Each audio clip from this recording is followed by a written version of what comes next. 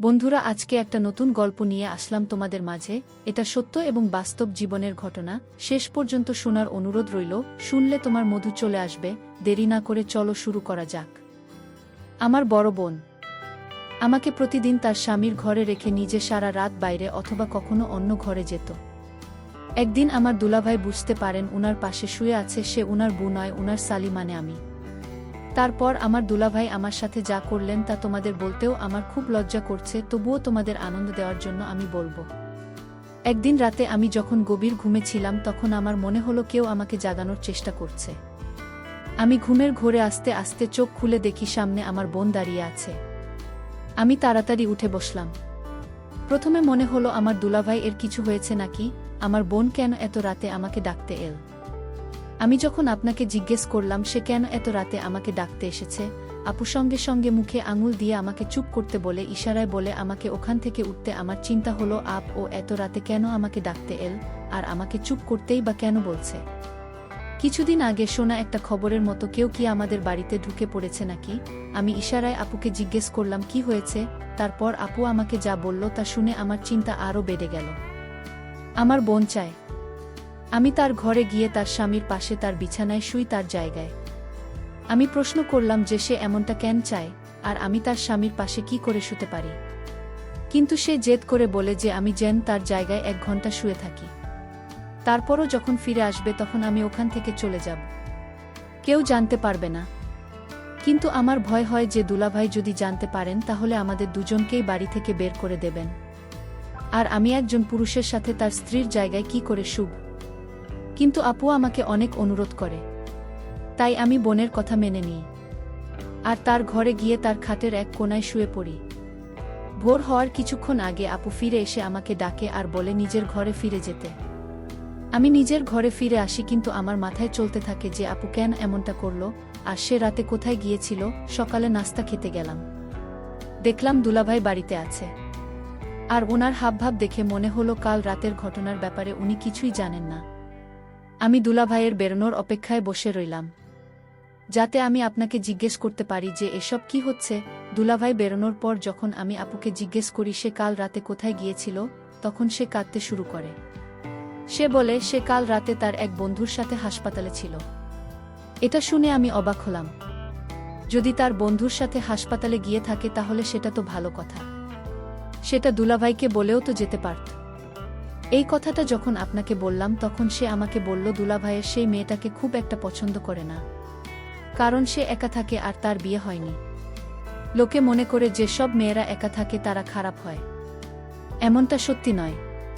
কিন্তু অন্য পুরুষদের মতো আমার দুলাভাই ও নাকি সেই মেয়েটাকে অন্য রকম ভাবে। আমি জিজ্ঞেস করলাম তার বন্ধু কি এমন হয়েছে যে রাতে তাকে হাসপাতালে যেতে হয়। তখন আপু আমার সেই কথাই দিয়ে গেল আর আমাকে ধন্যবাদ দিতে লাগল। তারপর বলল যে আমি তাকে কাল রাতে বাঁচিয়ে দিয়েছে। আমারও মনে হলো যে আমি যা করেছি একটা ভালো কাজের জন্যই করেছি। আমি ঘটনাটা বলার চেষ্টা করলাম, কিন্তু কিছুদিন পর আবার এক রাতে আপু আমাকে ডাকতে এল, আবার আমাকে তার ঘরে গিয়ে শুতে বলল। আমি জিজ্ঞেস করলাম আবার সেই বন্ধুর সাথে যাচ্ছ আপু? আপু বলল হ্যাঁ। আমি অনেক জিজ্ঞেস করলাম যে কোনো হাসপাতালে যাচ্ছ কেন, যাচ্ছ যাতে আমি কিছু জানতে পারি, কিন্তু বোন আমাকে কিছু বলল না। আমাকে নিজের ঘরে পাঠিয়ে সে বাড়ি থেকে বেরিয়ে গেল। আমার কেন জানি না মনে হলো কিছু একটা গন্ডগোল আছে। আমার মনে হলো আপু হাসপাতালে যাওয়ার নাম করে অন্য কোথাও যাচ্ছে। আপু 4 ঘন্টা পর ফিরে আসে, আর এই 4 ঘন্টা আমার কিভাবে কাটল তা আমি খুব ভালোভাবেই জানি। কারণ যখনই দুলাভাই 5 ফিরছেন তখনই আমার মনে হচ্ছে আমি ধরা পড়ে। মনে মনে ঠিক করলাম যে এরপর আপুর কথা কোনোদিন শুনব না, আর এরকম কিছু হলে আমি দুলাভাইকে সব বলে দেব। কারণ আমার মনে হলো দুলাভাই এর সবটা জানা দরকার। আপু আমার সব কথা এড়িয়ে যাচ্ছে, এভাবে চলতে পারে না।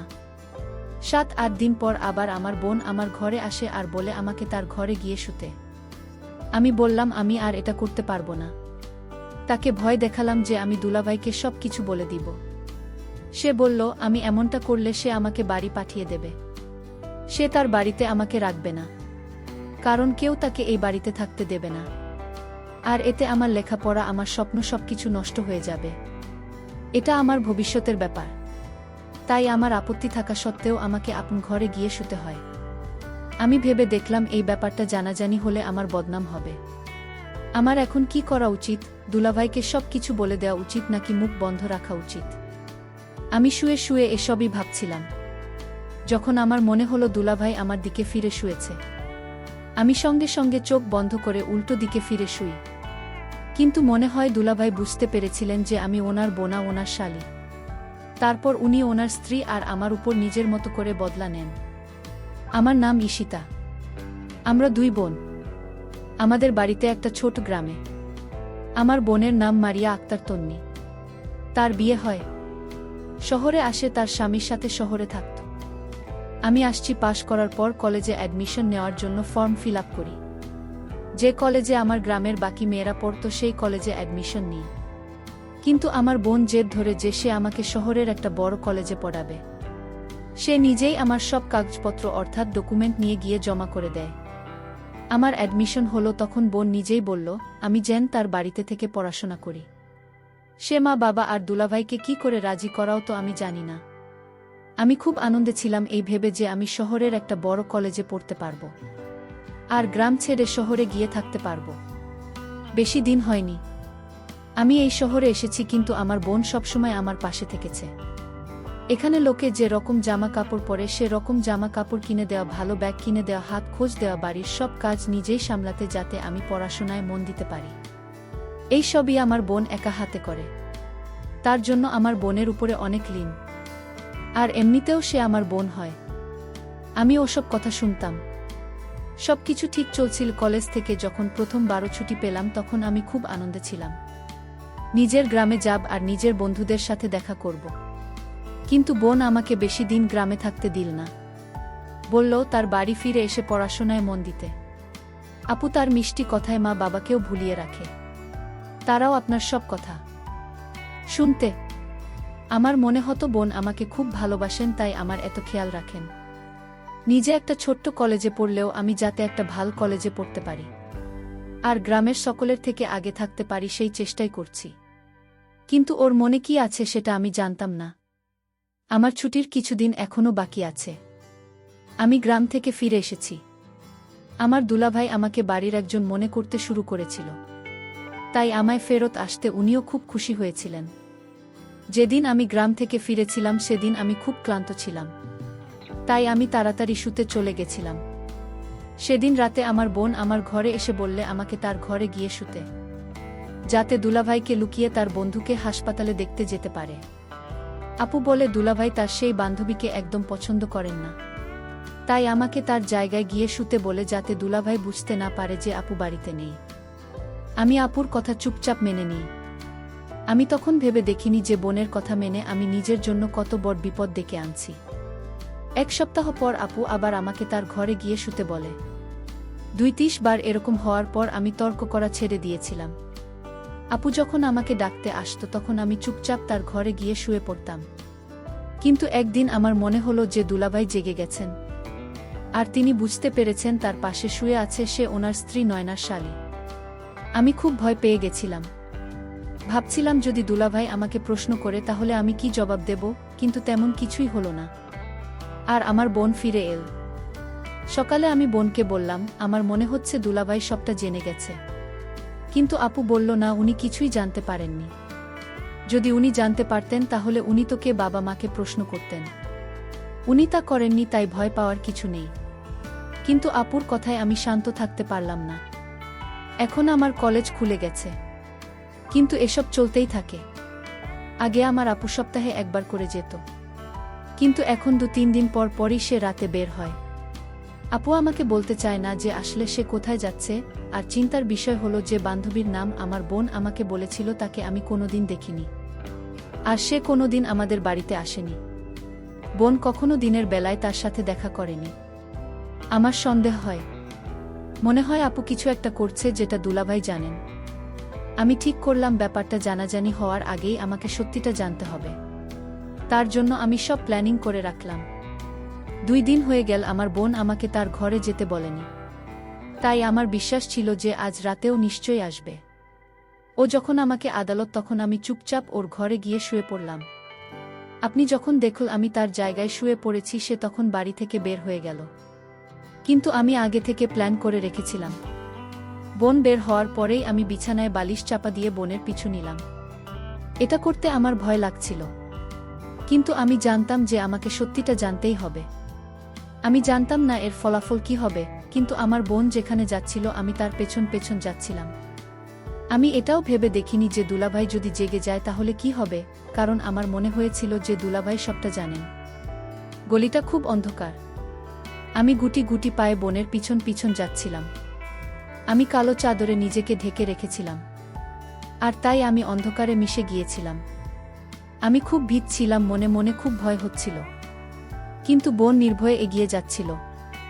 আমার মনে হলো আপু বুঝতে পারছিল কেউ তার পিছন পিছন আসছে, কারণ সে কিছুক্ষণ পরপর পেছন ফিরে দেখছিল। কিন্তু আমি অন্ধকারে কালো চাদর চাপা দিয়ে চলছিলাম, তাই ও কিছুই বুঝতে পারেনি। আমি দেখলাম মেন রোডের বোন একটি গাড়িতে চড়ে চলে গেল। অন্ধকারের জন্য আমি গাড়ির নাম্বারটা দেখতে পেলাম না।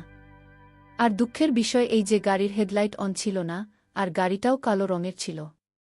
এর জন্য আমি কিছুই বুঝতে পারলাম না যে গাড়িটা কী রকম, তার নাম্বার কি। আমার আর কিছু করার ছিল না, তাই আমি ফিরে এলাম।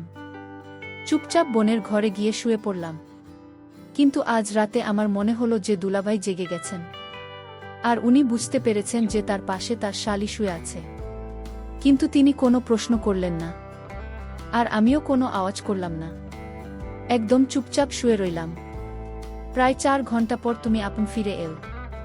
আপু আমাকে নিঃশব্দে ইশারা করল, আর আমি রোজগারের মতন উঠে নিজের ঘরে চলে গেলাম। আপনি নিজের জায়গায় শুয়ে পড়ল, কিন্তু আমি ঠিক করে নিলাম যে কাল সকালে আমি বোনকে আবার প্রশ্ন করব। আরও যদি আমার প্রশ্নের উত্তর না দেয় তাহলে দুলাভাইকে আমি সব সত্যি বলে দেব, কারণ আমি আর এসবের মধ্যে জড়াতে চাই না। বোনের ওপর রাগ হয়। তখন আমি শতভাগ নিশ্চিত ছিলাম যে ও ভুল পথে হাঁটছে, আর ওর এমন কোনো বন্ধু নেই। মনে হয় 34 ঘন্টার জন্য বোন অন্য কোনো ছেলের কাছে যেত। আমি যখন বোনের ব্যাপারে গভীরে ভাবতে শুরু করলাম তখন আমার মাথায় এল যে দুলাভাইয়ের স্যালারি তেমন বেশি নয়।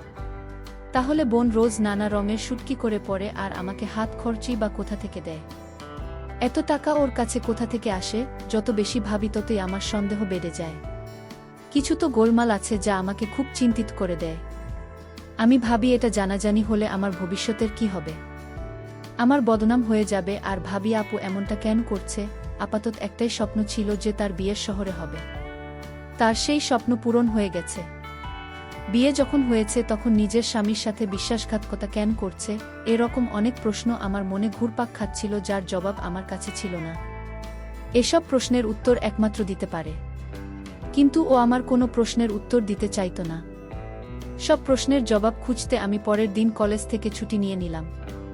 দুলাভাই বেরোনোর পর আমি বোনকে প্রশ্ন করলাম সে রাতে কোথায় যায় আর কার সাথে যায়। আমি ওকে বললাম আমাকে যেন সব সত্যি কথা বলে, কারণ আমি জানি ও কোনো ভুল কাজ করছে।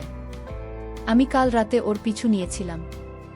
ও যদি এখন আমাকে সত্যি কথা না বলে তাহলে আমি দুলাভাইকে সব বলে দেব। আমার কথা শুনে বোন কিছুক্ষণের জন্য অবাক হলো। তারপর বলল, আমি যদি কারো সাথে বের হই সেটা আমার ব্যাপার, তোকে এই নিয়ে ভাবতে হবে না। আমি তোকে এই বাড়িতেই জন্য এনেছি যাতে তুই আমাকে সাহায্য করতে পারিস। তুই আর আমি দেখতে একরকম, অন্ধকারে বোঝা যায় না, কিন্তু ওই আর কি, আমি যা বলবো তোকে তাই করতে হবে। যতদিন আমি চাই তোকে আমার ঘরে শুতে হবে। তুই যদি আমার কথা শুনিস তাহলে আমার কাছে একটাই রাস্তা আছে, তোকে গ্রামে ফেরত পাঠিয়ে দেওয়া। আমি মা বাবাকে বলব যে তোর সাথে তো দুলাভাইয়ের একটা সম্পর্ক তৈরি হয়েছে, আর তাই তোকে আমি ফেরত পাঠাচ্ছি। তারপর মা বাবা তোকে আর পড়াশোনা করতে দেবে না, গ্রামে তো সম্মানও থাকবে না। এত সব আশার স্বপ্ন হয়ে থেকে যাবে। বোনের এই কথা আমার চোখ খুলে দেয়। বোন যদি সত্যিই এমনটা করে তাহলে আমি কারো কাছে মুখ দেখাতে পারবো না। তাই আমি বোনের কাজের জন্য লজ্জিত ছিলাম। তখন আমিও কাঁদতে কাঁদতে ওখান থেকে উঠে গেলাম, আর নিজের ঘরে গিয়ে থাকতে লাগলাম। আপু কেন এমনটা করছে? আপু খুব ভালো মেয়ে ছিল। আপু ছোটবেলার ব্যাপারে আমি সব কিছু জানি। কখন আপু কোনো ভুল কাজ করেনি। এমনকি আপু শহরে একা পড়াশোনা করতে এসেছিল। 3 মাসের জন্য কম্পিউটার কোর্স করতে এসেছিল। কোনোদিন আপুর নামে কোনো খারাপ কথা শুনিনি। তাহলে আপু বিয়ের পর কেন এমন করছে? মাঝে মাঝে মনে হয় ভুল কিছু করতে পারে না, কিন্তু চোখের দেখা কি করে অস্বীকার করি? আমি সব দিক থেকে ফেঁসে গেছিলাম। যদি কাউকে কিছু বলি তাহলে আমার বদনাম হবে, আর যদি না বলি তাহলে বোনের হাতের পুতুল হয়ে তার ইশারায় নাচতে হবে। আমার সামনের সব রাস্তা বন্ধ। পড়াশোনা ছেড়ে গ্রামে ফিরে গেলেও সবাই প্রশ্ন করবে কেন ফিরে এলাম। যদি কাউকে কিছু বলি তাহলে বোন আমার বদনাম করে দিতে পারে। তাই আমি চুপচাপ ও যা বলেছে তাই করতে থাকলাম। এই কাজটা করতে আমার মন একেবারে সায় দিচ্ছিল না। এদিকে দুলাভাই এর মধ্যেও একটা বদল দেখতে পাচ্ছিলাম। বোনের সামনে তো একদম নর্মাল থাকত, কিন্তু যে বোন পেছন ফেরত অমনি আমার সাথে ইশারার কথা বলতে শুরু করত।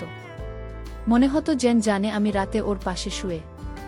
এটা আমার জন্য আরও সমস্যার সৃষ্টি করে। আমি পড়াশোনা ছেড়ে হস্টেলে গিয়ে থাকতে পারবো না। আমি ভেবেছিলাম মা বাবার সাথে না হোক দুলাভাইয়ের সাথে অন্তত আমি মন খুলে কথা বলতে পারবো। কিন্তু এখন আর মিষ্টি মিষ্টি কথার জন্য ওনার থেকে আমি দূরে থাকতে লাগলাম। তখন আমার কাছে আল্লাহ ছাড়া আর কোনো আশ্রয় ছিল না। আমি কেঁদে কেঁদে আল্লাহকে বলতে লাগলাম উনি যেন বোনকে সুবুদ্ধি দেন, নয়তো আমাকে যেন এসব থেকে বের হওয়ার রাস্তা বলে দেন। একদিন আমি বোনের আলমারিতে একটা জিনিস খুঁজতে গিয়েছিলাম। তখন আমার একটা অদ্ভুত জিনিস চোখে পড়ল। আলমারির পেছনের দিকে কিছু একটা লুকোনো ছিল। আমি যখন সেটা খুলে দেখলাম আমি অবাক হয়ে গেলাম। বন্ধুরা, ভিডিও মাঝখানে একটা কথা বলতে চাই। আমি তোমাদের আনন্দ দেওয়ার জন্য খুব কষ্ট করে ভিডিও বানাই, তাই তোমাদের কাছে অনুরোধ থাকবে অবশ্যই এই ভিডিওটি দেখে একটি লাইক করবে এবং চ্যানেলটি সাবস্ক্রাইব করে পাশে থাকবেন। দেখলাম তার মধ্যে মেয়েদের ব্যবহারের জিনিস আছে। এরকম জামাকাপড় তো আমাদের ওখানে কেউ পরে না, বোনকেও কোনোদিন পরতে দেখিনি। তার মানে আমার সন্দেহ ঠিক। আমার বোন কোনো ভুল রাস্তায় হাঁটছে, বন্ধুর সাথে দেখা করার জন্য এসব জামাকাপড় পরে। এই জিনিসটা আমায় ভাবায় আর আমি আমার বোনকে ঘৃণা করতে শুরু করি। দুলাভাইয়ের ব্যবহারও বদলাতে থাকে আর আমি বোনকে কিছু বলতেও পারি না। যে নিজে ভুল রাস্তায় চলছে সে আমাকে কি করে সাহায্য করবে? ও তো নিজের স্বামীর সাথে হাত মিলিয়ে আমার বদনাম করে দেবে। একদিন আল্লাহ আমার ডাকে সাড়া দিল। আমি সব সত্যিটা জানতে পারলাম। আমি কলেজ থেকে ফিরে দেখি আমাদের বাড়ির সামনে খুব ভিড়, একটা গণ্ডগোলের আভাস পেলাম। আমি ভিড় সরিয়ে বাড়ির ভিতরে পৌঁছে যা দেখলাম তা দেখে আমি থমকে গেলাম। পুলিশের লোক আমার দুলাভাইকে ধরে রেখেছে, আর আমার বোন পাশে চুপচাপ দাঁড়িয়ে আছে। আমি জিজ্ঞেস করলাম এসব কি হচ্ছে? তখনই আমার বোন আমাকে তার পিছনে দাঁড় করালো আর বলল চুপ করে দাঁড়িয়ে থাকতে। আমার মনে হলো বন্ধুরা ভাইকে পুলিশের হাতে ধরিয়ে দিচ্ছে যাতে অন্য কারো সাথে সম্পর্ক করতে পারে।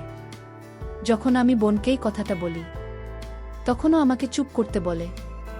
দুলাভাই চিল্লাতে থাকেন আর পুলিশ তাকে ধরে নিয়ে যায়। বাইরের লোকজন চলে যাবার পর আমি বোনকে রেখে বলি দুলাভাইকে গ্রেপ্তার করানো তার উচিত হয়নি। দুলাভাই কি দোষ করেছেন? বোনের যদি তাকে পছন্দ না হয়ে থাকে তাহলে সে তাকে ডিভোর্স দিতে পারত, কিন্তু একজন নিরপরাধ মানুষকে গ্রেপ্তার করানো একেবারেই উচিত নয়। আমার বোন বলে সে নির্দোষ কি করে হতে পারে? ও তোকে বিরক্ত করত না? এটা শুনে আমি মাথা নিচু করে দাঁড়িয়ে রইলাম। বোন আমাকে বলে তুই ওখানে বস, আমি তোকে আসল ঘটনাটা খুলে বলি। তারপর আপু আমাকে যা বলল তা শুনে আমি আকাশ থেকে পড়লাম। আমি পুরো ঘটনাটা আপন ভাষায় বলছি। আপু বলে তুমি মনে আছে আমি বিয়ের আগে 3 মাসের কোর্স করতে এখানে এসেছিলাম? আমি বললাম হ্যাঁ মনে আছে আপু। আপু বলল ওটা কোনো কম্পিউটার কোর্স ছিল না, আমি পুলিশ ফোর্স জয়েন করেছিলাম আর তারই ট্রেনিং নিতে আমি এখানে এসেছিলাম। এই কথাটা বাড়িতে কেউ জানতো না, শুধু আপু আর মা বাবা জানত। কিছু বছর পর আমার বিয়ের সম্বন্ধ আসে আর মা বাবা জোর করে আমার এখানে বিয়ে দিয়ে দেয়। প্রথমে আমিও এই বিয়েতে খুশি ছিলাম, কিন্তু বিয়ের পর যখন বোন দুলাভাইকে বলে যে সে পুলিশ ফোর্স জয়েন করতে চায় তখন দুলাভাই আপত্তি জানান। আপু দুলাভাই কি এটা বলেনি যে সে অলরেডি পুলিশের জয়েন করে ফেলেছে? যখন আপু কাজে জয়েন করে তখন ওর হেড অফিসার ওকে বললেও যেন ডিজাইন না করে, রোজ ডিউটিতে আসতে হবে না, পুলিশের যে সব গোপন মিশন হয় তাতে যেন সাহায্য করে বনেতে রাজি হয়। সবাই এটাই ভেবেছিল যে বাড়ির চাপে তার স্বামী তাকে পুলিশ ফোর্স জয়েন করতে বারণ করে। একবার বোনকে এক গুপ্তগানের বিরুদ্ধে প্রমাণ জোগাড় করতে বলা হয়েছিল। এই কাজটা সে তার স্বামীকে না জানিয়ে শুরু করেছিল। এই ব্যাপারে খোঁজখবর করতে গিয়ে জানতে পারে যে তার স্বামীও এই গ্যাংয়ের সদস্য। আর এই কারণেই তার স্বামী তাকে পুলিশের জয়েন করতে বারণ করেছিল। তাই বোন একটা জুয়া খেলার সিদ্ধান্ত নেয়, আর তাতে আমাকে ব্যবহার করে। আপু রোজ রাতে যে বেরিয়ে যেত সেটা ওর কাজের জন্যই যেত। আমার মতো আপু জানত যে দুলাভাই সবটা জানতেন, তার স্বামী বরাবরই জানত যে সে রাতে বেরিয়ে যেত, কিন্তু তার নজর তার উপর ছিল, তাই উনি আমাদের কিছু বলতো না। তার এটাই মতলব ছিল যে একদিন সে আমাদের হাতে নাতে ধরবে, আর এই ঘটনাকে বাহানা বানিয়ে আমাকে ছেড়ে দিয়ে তোকে বিয়ে করবে। আমি সব কিছু জানা সত্ত্বেও চুপ করে সব সহ্য করছিলাম, কারণ আমি জানতাম যে এই সবটাই একটা খেলা। আজ আমি নিজে ওকে গ্রেফতার করেছি, কারণ আমি নিজের স্বামীকে হারাতে পারি, কিন্তু নিজের দেশের সাথে বেইমানি করতে পারি না। আমায় ভেবে লজ্জা লাগল যে আমি আপুর সম্পর্কে কী সব ভেবেছিলাম। আমি বোনের কাছে ক্ষমা চাইলাম, আর বোন এক কথায় আমাকে ক্ষমা করে দিল। এরপর আপু দুলাভাইকে অর্থাৎ তার স্বামীকে ডিভোর্স দিয়ে দেয়, আর পুলিশের জন করে। আমি এখনও এই শহরে, কিন্তু এখন আমার মাথার উপর কোনো রকমের দুলাভাইয়ের হাত নেই। আর আমার এই ভয়ও নেই যে আমার বোন আমাকে কোনো অন্য রকম কাজের জন্য ব্যবহার করছে, কারণ চোখের দেখা সব সময় সত্যি হয় না। তো বন্ধুরা, আজকেই পর্যন্ত। এই ভিডিওটি দেখার পর যদি তোমাদের ভালো লাগে তাহলে অবশ্যই একটি লাইক করবে, আর চ্যানেলটি সাবস্ক্রাইব করে সাথে থাকবে।